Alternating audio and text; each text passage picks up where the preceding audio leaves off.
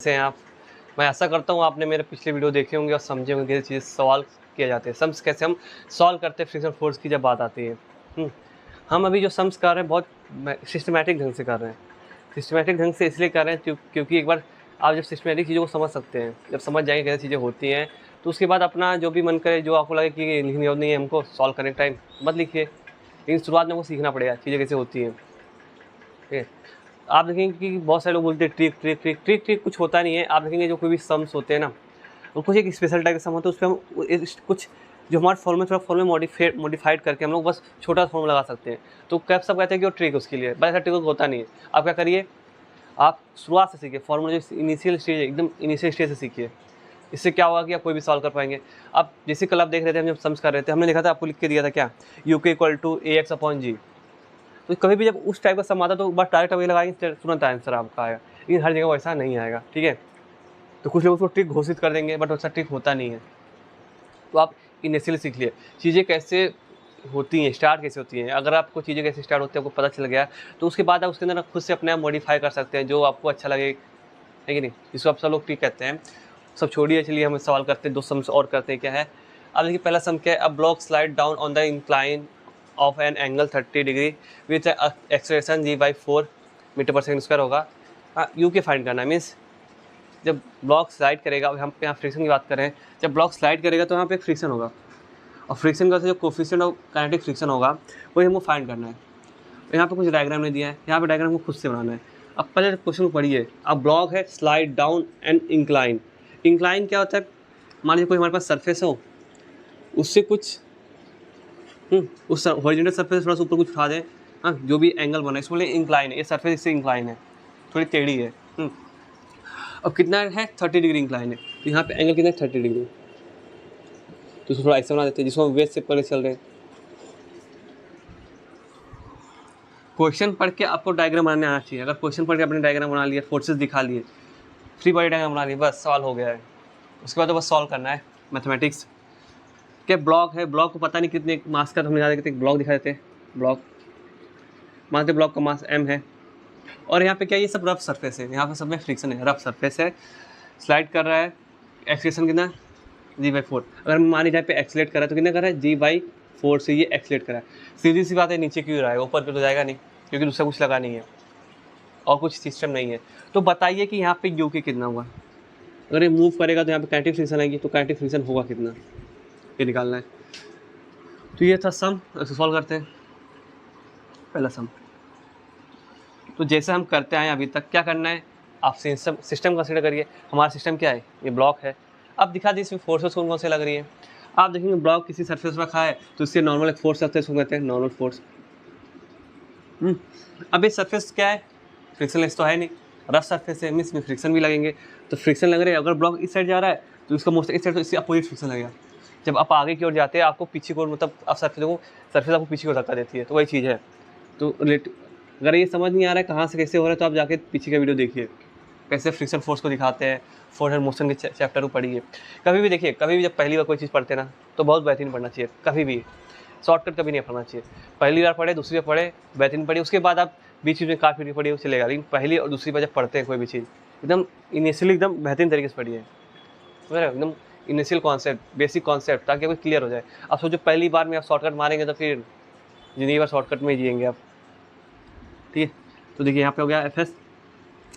अब देखिए block surface पे है, किसके, अर्थ सरफेस पे। तो यहाँ पे इसके जो हम अगर इसको पॉइंट है हमारे, इसका सेंटर मास है, तो यहाँ पे एक फोर्स लग रहा है, उसको बोलेंगे ग्रेविटेशनल फोर्स, जो हमेशा टूवर्ड्स किधर होता है, ग्रेविटेशन होता है, और हमेशा क्या है, directed towards the centre of the earth. तो ये हमेशा ऐसे ही होगा। हमने इसको फोर्स को दिखाए थे। आप देखेंगे जब हम इसको सम सॉल्व करेंगे, ऐसे हमने बहुत सारे सम्स किए, तो हम क्या करते थे कि यहाँ पे अगर हम इधर डायरेक्ट ऊपर एक्स एक्सिस वाई एक्सिस मान लें, सॉल्व करना बहुत आसान नहीं होगा, बहुत हार्ड होगा। हम इसलिए क्या करते थे, इसके लिए हम यहाँ पे एक्स एक्सिस मानते थे, एक्स वाई एक्सिस, इसको मानते एक्स एंड वाई। तो देखेंगे ये एक्स वाई एक्सिस के अलॉन्ग नहीं आ रहा है, अलॉन्ग नहीं आ रहा ना, तो हम क्या करते हैं, इसका कंपोनेंट निकाल देते हैं कि एक्स एक्सिस के अलॉन्ग कितना कंपोनेंट है, वाई एक्सिस के अलॉन्ग क्या कंपोनेंट है। क्योंकि ऐसा करने से कंपोनेंट वाइज जब करेंगे तो F equal to mass into acceleration X पे निकाल सकते हैं, मतलब कंपोनेंट वाइज हमको सॉल्व कर सकते हैं, वरना बहुत हार्ड पड़ जाएगा। तो क्या करेंगे, हम इसको रिजॉल्व करेंगे, एक्स एक्सिस जो मानेंगे और वाई एक्सिस के अलॉन्ग। तो देखेंगे अगर ये इसका एक्स एक्सिस के अलॉन्ग रिजॉल्वेशन देखें तो इतना कुछ आएगा। इसको बोलेंगे हम क्या, ये एफ जी एक्सिस नहीं वाई है, एफ जी वाई। और हम यहाँ पे अगर एक्स एक्सिस की ओर देखें जो माने, तो यहाँ पे कुछ रिजोल्यूशन आएगा। तो इस तरह से हम रिजॉल्व करते हैं वेक्टर को। आप देखे होंगे ये जाएगा कितना, ये हो गया, ये देखो ये एफ जी एक्स, ठीक है। तो एफ जी एक्स यहाँ पे, एफ जी वाई यहाँ पे। तो देखिए जब हम इसको रिजॉल्व कर लेंगे तो कुछ इस तरह का दिखेगा। अब कैसे रिजॉल्व करेंगे, हमें एंगल मालूम है, एंगल मालूम है तो हम निकाल सकते हैं। इससे अभी हम देखे थे, ये देखिए एंगल कितना है, एंगल 30 है। तो अगर मैं इसको देखूँ तो अब इस डायग्राम को यहाँ उठाते हैं, हम इसको अच्छे से बनाते हैं। ये एक्स एक्सिस, ये वाई एक्सिस है, ये हमारा एफ जी है। और देखेंगे जो ये सरफेस गया इसके इधर ही 30 डिग्री है। हाँ अभी दोनों देखो, ये जो हमारा ब्लॉक है इससे परपेंडिकुलर है, इससे इससे इस सरफेस से परपेंडिकुलर है, और यूनिट सरफेस से वर्टिकल परपेंडिकुलर है। जब ये परपेंडिकुलर होगा, ये 30 डिग्री का एंगल है, ये 90 है, तो हम एंगल का जब फॉर्मूला यूज़ करेंगे इसमें, ट्रायंगल्स के एंगल का अगर फॉर्मूला यूज़ करेंगे तो ये हो जाएगा 90 माइनस थीटा। अगर ये थीटा होता है, मान लीजिए थीटा है, तो ये हो जाता है 90 माइनस थीटा। ठीक है, अगर ये 90 माइनस थीटा है, अब मुझे एंगल पता करना है। ये एंगल क्या होगा, आप देखेंगे ये सरफेस एक्स एक्सिस, ये एक्सिस से एंगल है, ये दूसरा एंगल है वाई एक्सिस के साथ। तो देखेंगे ये दोनों दूसरे परपेंडिकुलर है, एक्स एंड वाई एक्सिस दूसरे से परपेंडिकुलर है। जो एक्स एक्सिस है, ये वाई एक्सिस दूसरे से 90 डिग्री बनाएंगे। तो ये अगर हमारी अल्फा है तो 90 माइनस थीटा प्लस अल्फा। अब दोनों को जोड़ने पर 90 आना चाहिए, तो 90 हो जाएगा। 90 cancel, alpha equal to theta हो जाएगा। मीन्स थीटा क्या मान के चले 30 डिग्री को, तो जो एंगल ही हो जाएगा क्या है, alpha equal to theta. Theta means यहाँ पे एंगल हमारा कितना है 30, तो एंगल 30 होगा। हाँ हमने जनरल लेके थीटा लेके चला था ताकि आपको आसानी हो। ये 30 हो जाएगा, अगर इसको देखते 60 आता, तो एक लिख लीजिए, दूसरा काम है नहीं अपने को। तो एंगल कितना होगा 30, एंगल होगा 30। ये फ्री बॉडी डायग्राम बना लीजिए, इसका मास m है। यहाँ पे फ्रिक्शन फोर्स Fs लग रहा है, यहाँ पे इसका जो अभी को यहाँ पे फोर्स कौन सा लग रहा है, एफ एक्स जी, और यहाँ पे लग रहा है एफ वाई जी, एफ एक्स जी या एफ वाई जी लिखो, जी वाई जी एक्स लेते हैं, ये सब लेके चल रहे हैं, ये जी वाई ले लेते हैं।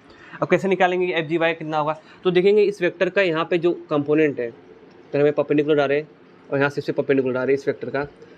हाँ तो ये जो कंपोनेंट कैसे निकालेंगे, देखेंगे ये एंगल कितना है थीटा, क्या एंगल थीटा है। अब मुझे किसको रिलेट करना है, अगर हम इस ट्रायंगल को ले लें, 90 है, ये एंगल थीटा है, थीटा मीन्स 30 है, तो ये सीधी बात हाइपोटेनियस, ये क्या है एडजेसेंट एंगल का। तो इसको हमको रिलेट करना होगा तो हमको कॉस थीटा लेके चलना पड़ेगा। तो कभी भी जब रिजल्टेंट मतलब कोई एक वेक्टर हो, जो रिजल्टेंट वेक्टर मतलब जो हमारा वेक्टर दिया है और कोई दूसरा एक्सिस है, अगर उसके बीच में एंगल कुछ बन रहा है, तो उसके अगर जो कंपोनेंट होता है ना कॉस थीटा होता है। क्या होता है, तो अगर हम यहाँ पे देखें जो हमारा F G Y upon F G का हम निकालेंगे, तो कॉस थीटा क्या हो जाएगा, देखो कॉस थीटा इक्वल टू क्या होता है एडजेसेंट, एडजेसेंट का F G Y upon hypotenuse, hypotenuse F G है, तो कॉस थीटा क्या हो जाएगा, फिर एफ जी वाई क्या हो जाएगा हमारा, F G Y equal to F G cos theta, और F G cos theta cos कितना है 30, तो हो जाएगा कॉस 30 डिग्री। ठीक है, ऐसे अगर हम क्या निकालें एफ जी एक्स निकालें, तो देखेंगे ये एंगल है, जो एक्स होगा ना ये इसके बराबर होगा, मतलब मैग्नीट्यूड बराबर होगा और एंगल भी बराबर होगा। ठीक है, ऐसे यहाँ पे एंगल नहीं मतलब पैरेलल होंगे, ये दोनों दूसरे के बराबर पैरेलल होंगे। तो अगर मुझे इसको और इसको रिलेट करना, हमको क्या मालूम है, बस हाइपोटेनियस मालूम है जो एफ जी है, हमको पता करना है, और एंगल मालूम है, तो हम क्या करेंगे साइन थीटा से रिलेट करेंगे। तो साइन थीटा क्या हो जाएगा देखेंगे, अगर निकालें तो साइन थीटा, इसको थीटा माने हैं 30 को, तो क्या हो जाएगा ये जो हम ये क्या है हमारा F G x upon hypotenuse F जी, तो एफ जी एक्स क्या हो जाएगा एफ जी साइन थीटा। इतना मैं सॉल्व करके बता रहा हूँ, लेकिन मैं इसको बहुत ज़्यादा बता चुका हूँ, तो इसको आपको ज़्यादा समझ जाना चाहिए खुद से, मतलब लेकिन हम कर देते हैं ताकि कोई दूसरा जो नया है वो समझ सके। तो एफ जी एक्स क्या हो गया, F G sine theta, F G Y क्या हो गया, एफ जी कॉस थीटा, है कि नहीं। अभी देखिए हमने मैग्नीट्यूड नहीं दिखाया है, हमने बस मैग्नीट्यूड दिखाया, हमने डायरेक्शन नहीं दिखाया।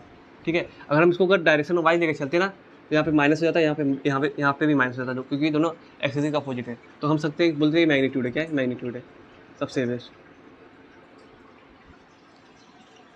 ठीक है, क्योंकि आपको जब फॉर्मूला लगाएंगे आप देख के बताएंगे कि माइनस में आएगा प्लस में आएगा। तो अगर आपने इसको नीचे लेके चला तो F G Y F G X है, तो आपको इधर मैग्नीट्यूड लिखे या ना लिखे इसका मतलब वही होता है, हाँ, क्योंकि आपने इस साइड को मान ही लिया है इसीलिए। तो हो गया इतना। अब देखिए एफ जी, हमारा एफ जी क्या हुआ, F G equal to mass into gravitation, अगर हम यहाँ पुट कर दें, और थीटा की वैल्यू कितनी है 30, एफ जी की वैल्यू कितनी है एम जी, तो एफ जी एक्स क्या हो जाएगा हमारा एम जी कॉस, ये कॉस नहीं साइन 30, साइन 30 होता है 1/2, तो एम जी बाई 2 हो जाएगा। अब ऐसी एफ जी वाई की बात करें तो एफ जी कॉस 30, इसकी वैल्यू होती है 1/2, इसकी वैल्यू होती है √3/2, तो हो जाएगा एम जी √3/2। तो देखो हमको सब मालूम पड़ गया है। अब क्या करना है, बस फॉर्मूला अप्लाई करना है किस पे, यहाँ पे देखिए इस मास है, क्या करेंगे फ्रॉम न्यूटन्स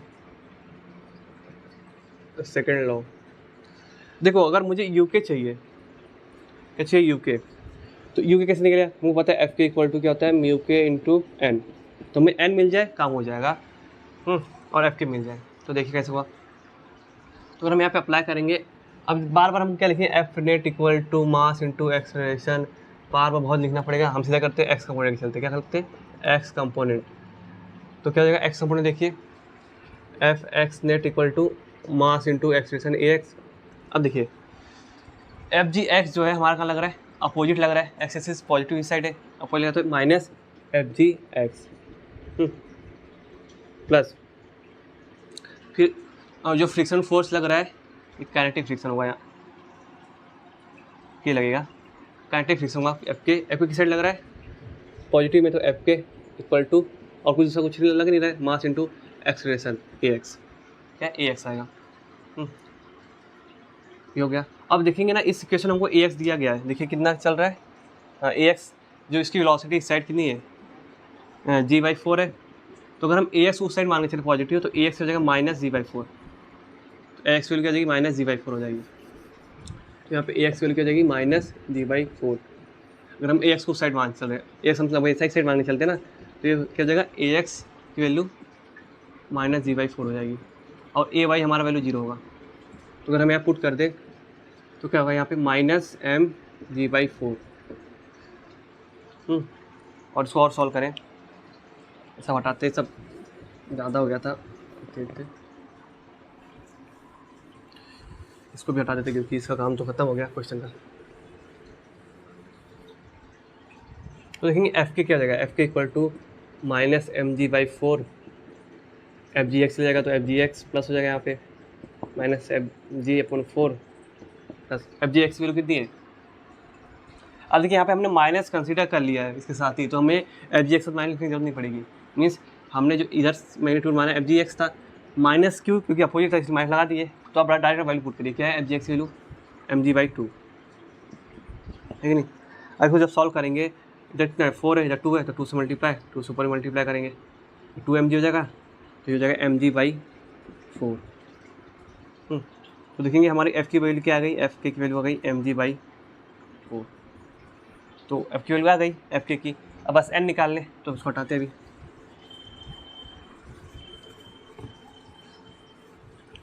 अब यहाँ देखेंगे y कंपोनेंट में, इसके y कंपोनेंट में ये y एक्सिस है, तो देखेंगे ऊपर जो कौन सा फोर्स लग रहा होगा यहाँ पे, नॉर्मल दिखाया नहीं एन फोर्स, एन, नीचे कौन सा फोर्स लग रहा है देखिए F G Y minus F G Y, नीचे लग रहा है इसलिए माइनस लग रहे हैं, क्या माइनस, ठीक है, एफ जी वाई क्या है बस नंबर है, नीचे लग रहा है इसलिए हम माइनस कर दिए, नंबर भी मैग्नीट्यूड है, कर दिए equal to mass into acceleration A Y में कोई एक्सेशन है 0, तो N equal to F G Y की वैल्यू कितनी है,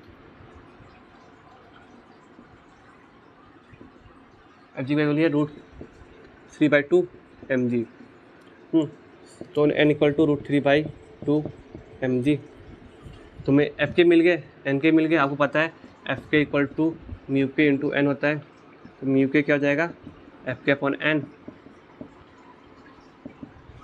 तो पुट कर देते हैं वैल्यू, क्वेश्चन 2 मार्क करें, डायरेक्ट पुट कर दीजिए, क्या हो जाएगा mg/4 यहाँ पे √3/2 mg, तो देखेंगे mg कैंसिल हो जाएगा, अगर आपको ये समझ नहीं आ रहा कैसे काट रहा हूँ मैं, वैसे तो समझ में आना चाहिए, √3/2 mg कैंसिल, तो बचेगा 1/4, नीचे बचेगा √3/2, तो 2 से 2 कैंसल, तो 2 आ जाएगा 1/2 अपॉन √3, √3/1। तो इसके मल्टीप्लाई से होता है, ऊपर मल्टीप्लाई होता है, तो 1/1 to 1, 2 into √3, 1/2 √3। तो हमारा म्यू की वैल्यू क्या आ गई, 1/2 √3। ये हमारा वैल्यू है। सॉल्व करेंगे, चलिए सॉल्व कर लीजिए, ना बहुत नहीं काफ़ी है, आंसर आ गया आपका। कुछ नहीं। अब म्यू की वैल्यू बिना क्या है, डायमेंशनलेस क्वांटिटी, इसमें कोई नंबर डायमेंशन नहीं आएगा, मीटर पर सेकंड स्क्वायर वेलोसिटी का कुछ नहीं आएगा डायमेंशन, बस नंबर आएगा। तो नंबर आ गया, खत्म हो गया सवाल। अब दूसरा सवाल सम्स करते हैं।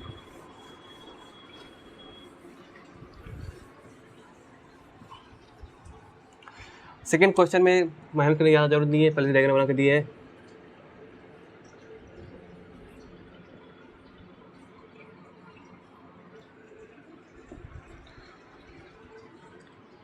ये 15 kg का ब्लॉक है, ये 5 kg का ब्लॉक है, ये भी 5 kg का ब्लॉक है। बोला गया है कि इसमें जो फ्रिक्शन है, कोफिशिएंट ऑफ फ्रिक्शन 0.2 है। अब इसने बताया नहीं काइनेटिक है ना स्टैटिक है। अब इस पर डिपेंड करता है, मूव करेगा तो काइनेटिक है, नहीं मूव करेगा तो स्टैटिक है। हम इसको लेके चलते हैं, क्या म्यू दिया है हमें 0.2। तो अगर हम यहाँ पे मानेंगे चल रहा है तो म्यू के ले लेंगे, कोई बात नहीं है कि नहीं, कुछ बताया नहीं तो हम ले सकते हैं। तो ये हो गया। तो पता करना है कि जबकि ये हमारा ब्लॉक है, क्या है ब्लॉक है, तो इस पर एक साइड स्ट्रिंग लगा हुआ है, कुछ बंधा हुआ है, तो सीधी बात है टेंशन इस साइड इधर होगा, एक टेंशन इधर होगा, एक टेंशन इधर होगा। ब्लॉक खींचना चाह रहा है ना, ए भी खींचना चाह रहे हैं, ए भी खींचना चाह रहे हैं स्ट्रिंग।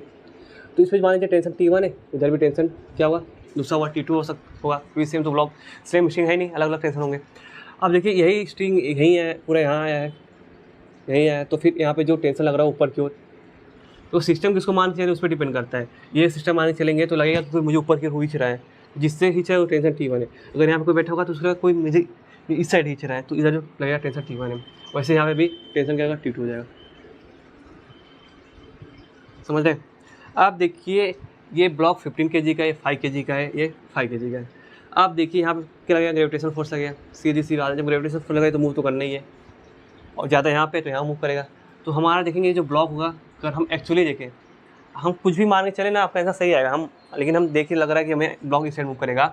क्या ब्लॉक मूव करेगा, अगर हम मान लें मैग्नीट्यूड क्या है हमारा एक्सेशन का, मैग्नीट्यूड ए मान के चल रहे हैं, और पूरा ब्लॉक का जो लेंथ एकदम फिक्स है, अगर ये 1 सेंटीमीटर जा रहा है तो मतलब 1 सेंटीमीटर जाएगा तभी जाएगा, ये उतना ये भी जाएगा, मीन्स एक्सेशन का मैग्नीट्यूड सेम होगा, डायरेक्शन बदल सकता है, बदलेगा। देखिए अभी अब हमारा ब्लॉक इस साइड मूव कर रहा है, इस साइड मूव करेगा, तो इसके लिए अगर हम जहाँ पे एक्स एक्सिस माने इसके लिए, तो ये एक्स हो जाएगा, ए एक्स। अब ये इस साइड मूव कर रहा है, ये अपोजिट है एक्सिस के, मैग्नीट्यूड तो यही रहेगा, लेकिन अपोजिट हम माइनस से ले लेंगे।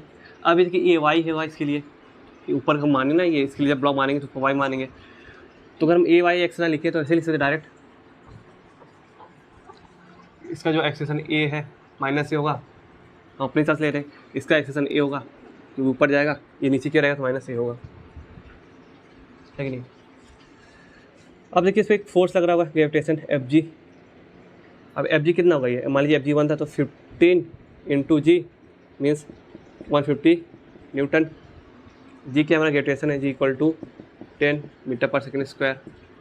यहाँ पे देखिए फोर्स लग रहा होगा ग्रेविटेशन वाला, कितना 5 × G 50 न्यूटन, है कि नहीं। अब जी की वैल्यू पुट करेंगे 10 मीटर, फिर उस पर kg मीटर/सेकंड² = न्यूटन होता है, काम हो गया। ध्यान रखिए कि सब ऐसा यूनिट में हो तब ऐसा लिखिए ना, बच्चे करिए क्या दिया है कि नहीं, कंपटीशन में बहुत बहकाया जाता है ऐसे करके। तो ए से ऊपर जा रहा है, इस साइड से जा रहा है, इस साइड से नीचे आएगा। अब कुछ करना नहीं है, इक्वेशन ऑफ द मोशन लिखना है तीनों ब्लॉक के लिए, काम हो गया। क्या हो जाएगा, काम हो जाएगा। मेरा 50 मीटर, सब कुछ सही है, एकदम बेहतरीन। आगे चलते हैं, चलिए इसको FG2 ले लेते हैं, FG1 के अंदर 150 न्यूटन आया। अब क्या करिए, बस अब लगाइए अपना फ्री बॉडी डायग्राम, एक एक डायग्राम बनाइए। इसको बनाइए एक बार, इसको कौन से फोर्स लग रहा है, FG1 लग रहा है जो 50 न्यूटन है, 150 न्यूटन। ऊपर की ओर टेंशन लग रहा है T1, और ये इसका जो इफेक्ट है एक्सेलरेट कर रहा है -से। अब इसमें देखिए इस ब्लॉक में एक टेंशन इस साइड लग रहा है T2, एक टेंशन इस साइड लग रहा है T1, ये एक्सीड करे माइनस ए से, ठीक है नहीं। और फिर देखिए इससे फोर्स और भी फोर्सेस लग रहे हैं, ये Fg मान लीजिए 3 मान लेते हैं, ये 5 kg इंटू जी से लगेगा, जी मीन्स ग्रेविटेशन, तो इस तरह 50 न्यूटन आ जाएगा। ऊपर की फोर्स अगर एन नॉर्मल फोर्स, तो उस पर एक एन जाएगा ऊपर की ओर, नीचे जाएगा Fg 3 मान के चल रहा है, तो Fg 3 इक्वल टू 50 न्यूटन। अब थर्ड ब्लॉक के लिए ऊपर फोर्स लग रहा है T2, नीचे लग रहा है Fg2, और इसका इफेक्ट क्या है, ये मूव कर रहा है ऊपर से ए, Fg2 कितना है 50 न्यूटन। बस क्या करना है, इक्वेशन ऑफ द मोशन लिखना है सब में आप क्या करेंगे, X axis Y axis, X axis Y axis, X axis Y axis, ठीक है। आप देखिए कोऑर्डिनेट आप किसी एक ही सिस्टम को मारे ना, तो वहाँ पे आप किसी भी ओरिएंटेशन का ले सकते हैं, लेकिन आप कौन सा लेंगे, जैसे भी मैं इधर ले आऊँ तो मैं इसको टेढ़ा उड़ा भी ले सकता हूँ, उसके लिए कुछ भी लोग कोई फ़र्क नहीं पड़ता, इसलिए कुछ लोग वो भी फ़र्क नहीं पड़ता। लेकिन जब सवाल सम सॉल्व कर लेंगे, जो कुछ भी वैल्यू होगी ना, तो उसके जो ओरिएंटेशन पहला लिए थे उस सिस्टम के लिए, उस हिसाब से बात करेंगे। यहाँ पे हमारा डायरेक्ट हो जा रहा है ऊपर नीचे करके, तो कहाँ है कुछ मेहनत करें, ठीक है। तो हो गया। तो अगर हम पहला ब्लॉक देखें, फ्रॉम 15 kg ब्लॉक की बात करें, इक्वेशन ऑफ द मोशन लिखें, F net equal to mass into acceleration. अब सीधा एक्स कंपोनेंट की बात करते हैं, Newton second law,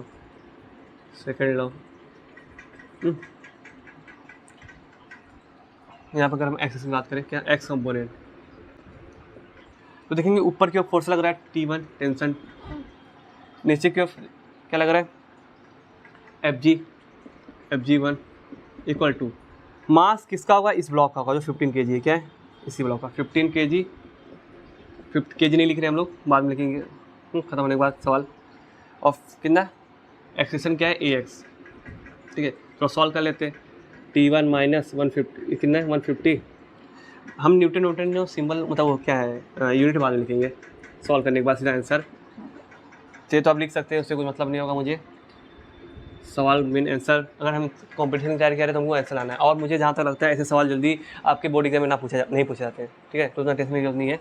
T1 equal minus 50 तो 15, अब एक एक्स की वैल्यू क्या लिए हम लोग, माइनस ए लिए, क्योंकि अपोजिट आ रहा है तो माइनस है, तो minus 15 A, T1 equal to minus 150। अगर हम T1 लिखना चाहते क्या हो जाएगा, T1 equal to minus 15 A plus 150, equation 1 हो जाएगा।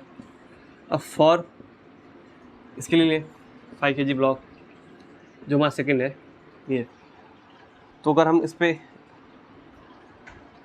ये वाई कंपोनेंट था यार, ये वाई कंपोनेंट था, ये वाई कुछ गड़बड़ नहीं है, सब सही है। फॉर्स के लिए इसका भी वाई कंपोनेंट लेंगे, वाई कंपोनेंट लेंगे तो देखेंगे ऊपर बार बार लिखूंगा नहीं, ऊपर क्या है T2 प्लस आएगा माइनस Fg2। अब ब्लॉक किसकी बात करें, सिस्टम की बात करें, इसका मास कितना 5 kg, तो 5 kg नहीं लिखेंगे, 5 इंटू एक्सेलरेशन जो हमारा Ay है, Ay और Ay की वैल्यू कितनी है, A है, तो T2 माइनस 15 न्यूटन हो जाएगा 5A, T2 क्या जाएगा 15 न्यूटन प्लस 5A, तो इक्वेशन 2 हो गया। अब ऐसे हम इक्वेशन 3 को भी सॉल्व लिखेंगे।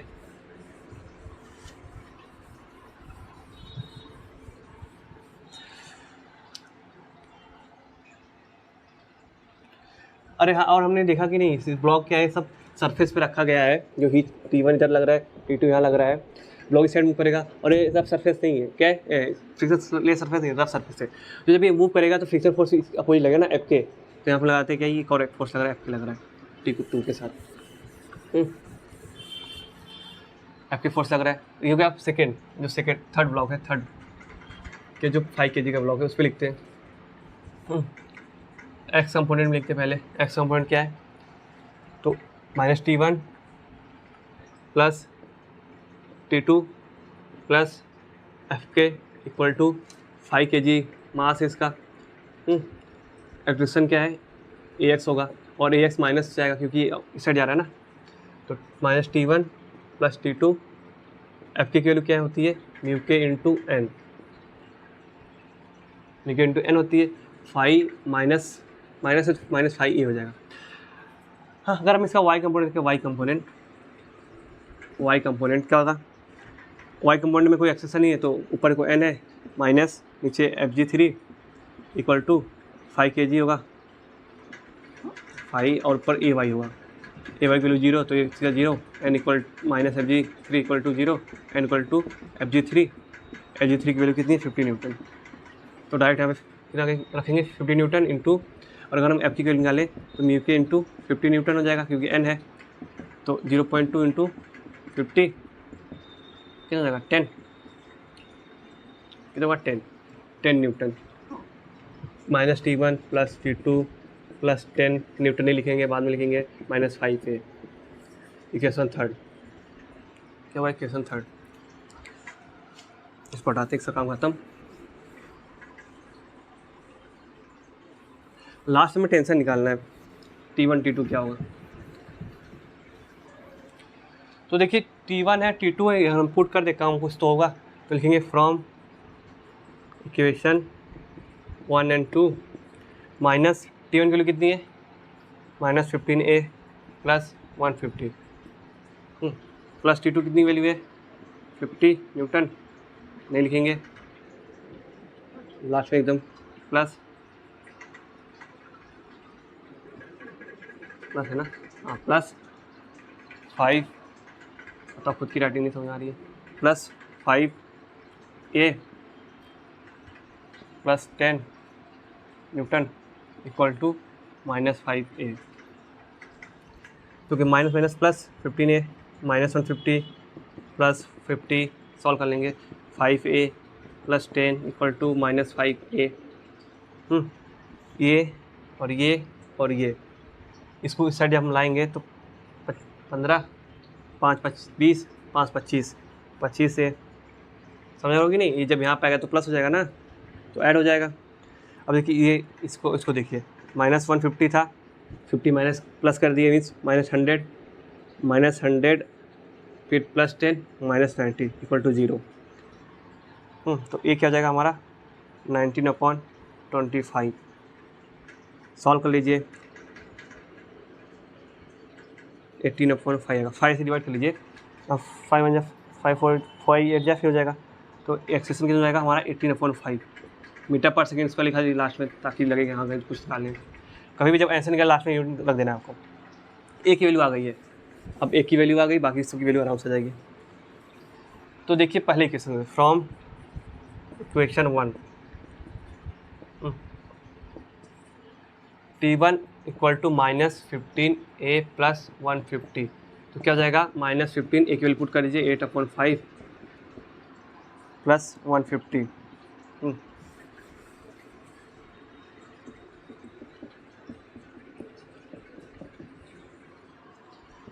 5 1 जा 5, 5 3 जा -3 इंटू 84 प्लस 150, ये हो जाएगा -54 प्लस 150। सॉल्व करेंगे आंसर 96 T1। अब लास्ट में हमको दिखा देना न्यूटन है कि नहीं। अगर मान लेते हैं अगर यूनिट आपके अलग अलग यूनिट क्या होते हैं सिस्टम में होते हैं, तो सबसे बेहतरीन काम था कि आप एक ही सिस्टम कर लीजिए, सबको SI में कर लीजिए। अगर नहीं कर रहे हैं तो आपको यूनिट लेकर ही चलना पड़ेगा हमेशा, ठीक है। लेकिन हमारा रिक्वायरमेंट क्या लास्ट में पुट करो सबसे बेस्ट, क्यों बीच बार NN MKG UG लिख कर चलना। तो T1 आ गया हमारा। अब ऐसे हम T2 निकाल सकते हैं। तो फ्रॉम इक्वेशन सेकेंड T2 क्या हो जाएगा 50 प्लस 5A, तो 50 plus 5 into 18/5, 5 cancel, 50 plus 18 68 Newton. और T1 कितना हो गया हमारा 96 न्यूटन था, और T2 कितना हो गया 68 न्यूटन। तो आंसर हमारा आ गया। तो जो ब्लॉक हमारा था इस साइड जो जा रहा था ये T2, जो लेफ्ट साइड था कितना है 96 न्यूटन का, जो राइट साइड था वो कितना है 68 न्यूटन का टेंशन होगा उस स्ट्रिंग के अंदर, है कि नहीं। तो इतना आप समझ ही गए होंगे। तो चलिए एक लास्ट का जो मैं कप्स बहुत दिन से बोल रहा था कि मैं बताता हूँ कि हम पुलिंग करते हैं तो क्यों हमें आसान होता है, और जब हम किसी चीज़ को पुश करते हैं थोड़ा हार्ड पड़ता है क्यों। वहाँ तक ये ब्लॉक है, ठीक है, उसके हाइट पे भी डिपेंड करता है। अगर हाइट बड़ी होगी तो आप जब पुश करेंगे तो ऊपर साइड पुश करेंगे। तो पहले हम नॉर्मली देखते हैं, हमारे पास एक ब्लॉक है, अगर हम इसको क्या करें पुश कर रहे हैं, जब इसको पुश करेंगे ना तो मान लीजिए आपका ब्लॉक है, जब इसको पुश करेंगे तो आप जो फोर्स लगाएंगे इस साइड लगाएंगे, क्या लगाएंगे, मान लीजिए फोर्स लगा रहे हैं तो देखेंगे इस पर एक तो फोर्स पहले से लग रहा है कि जो एफ जी है, अब एक फोर्स ऊपर तो लगेगा ही नॉर्मल, क्योंकि एफ जी है सरफेस पे है ना। अब जब इसको आप कंपोनेंट में डिवाइड करेंगे तो इधर इसका पार्ट आएगा F1 मान लेते हैं, और दूसरा पार्ट यहाँ पे आएगा F2 मान लेते हैं। तो अगर आप यहाँ पे जब इसको सॉल्व करेंगे, रिजॉल्व करेंगे एक्स एक्सिस और वाई एक्सिस में, तो आप देखेंगे ऊपर की ओर n लग रहा है वाई एक्सिस में, नीचे कौन कौन से फोर्स लग रहे हैं, F2 माइनस एफ जी।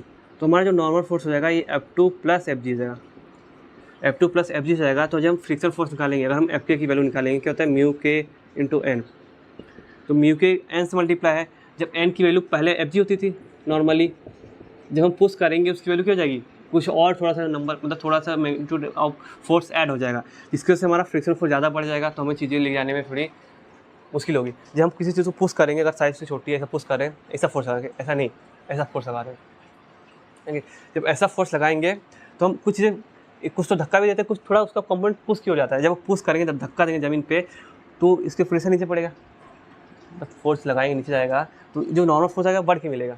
अगर ये हम क्या करें, इसको पुल करें, ना करें पुल करें, इसको खींचें, जब हम इसको खींचेंगे, ये तो पुश की बात हुई, जब हम पुश कर रहे हैं, अगर हमें क्या करें पुल करें, जब हम पुल करेंगे तो हमारा फोर्स इस साइड जाता है, मान लीजिए एफ फोर्स लगेगा, अभी भी नॉर्मल फोर्स लगेगा क्योंकि सरफेस पे एफ जी तो उतना ही लगेगा जितना रहता है। अब जब हम इसको रिजॉल्व करेंगे, इसको मतलब कंपोनेंट में डिवाइड करेंगे, क्योंकि ऐसे अगर एक्स से हम पे एक्स मानेंगे, यहाँ पे वाई एक्सिस मानेंगे, तो इसको हमें रिजॉल्व करना पड़ेगा। कुछ एंगल दिया होगा आपको क्वेश्चन के हिसाब से, तो ये हो जाएगा मान लीजिए एफ, ये हो जाएगा हमारा F1, ये हो जाएगा F2, हो जाएगा F1 F2। अगर हम वाई कंपोनेंट की ओर देखें तो देखेंगे ऊपर n लग रहा है, ऊपर से एक F2 भी लग रहा है, बस नीचे की ओर एक FG लग रहा है, और फिर कुछ एक्सेसन नहीं हो रहा, तो मतलब जीरो आएगा। तो हमारा जो n1 n हो जाएगा, ये हो जाएगा FG माइनस F2। तो देखिए पहले n होता था normally, n equal to FG होता था, यहाँ पे पुश करने की वजह से जो बढ़ गया, यहाँ पे देखिए घट रहा है, माइनस F2 मीन्स घट रहा है। जब नॉर्मल फोर्स घटेगा तो एफ के इंटू यू के इंटू एन है, तो सीधी बात है फ्रिक्शन फोर्स भी कम हो जाएगा। जब फ्रिक्शन फोर्स कम हो जाएगा तो आपको लेने जाने में आसानी होगी। तो जब किसी चीज़ को आप पुल करते हैं ना, समझिए थोड़ा सा उसको ऊपर की ओर खींचते हैं, जब ऊपर की ओर खींचेंगे तो जो सरफेस से जो कॉन्टैक्ट पर जो प्रेशर पड़ रहा था, जो कॉन्टैक्ट में कोल्ड वेल्डिंग हो रही थी, थोड़ी कम हो जाएगी, क्योंकि प्रेशर कम पड़ेगा ना, तो उसको खींचने में आसानी होती है। ठीक है, तो मुझे लगता है आपको आज का वीडियो समझ में आया होगा। बस आज के लिए इतना ही था, बाय बाय।